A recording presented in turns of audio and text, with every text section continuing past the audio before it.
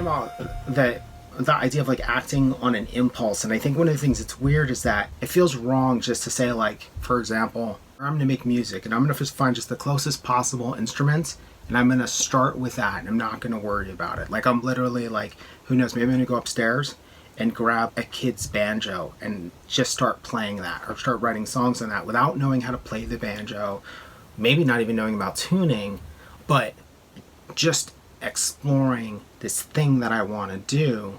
That runs counter to how we're taught to do a lot of stuff.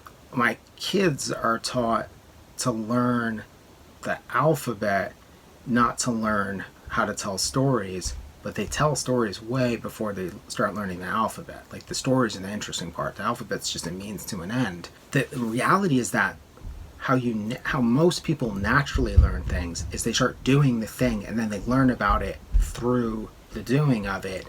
But that what ends up happening is that, like, schools promote the idea of learning the thing than applying the learning to the doing. And I think they're quite different because they're always sort of divorced and weird. And I think one of the things is that if you have shitty tools, you learn a lot from shitty tools.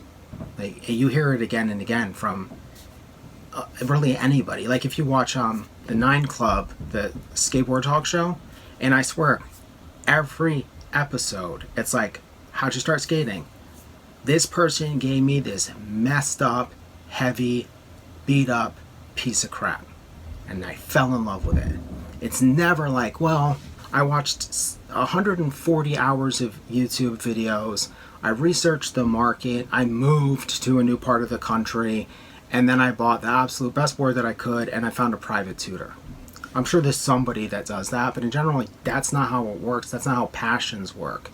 And if anything, I think that's why a lot of people have these ideas about a passion they have, but they don't jump into it because of the fact that they think that they should do it the right way. You should learn, you should buy equipment, you should take lessons, you should do all of this stuff. The reality is that, like, when you develop passions as a kid, you jump in head first, fuck it, you don't care if you're good, you just care about, like, the joy in the process.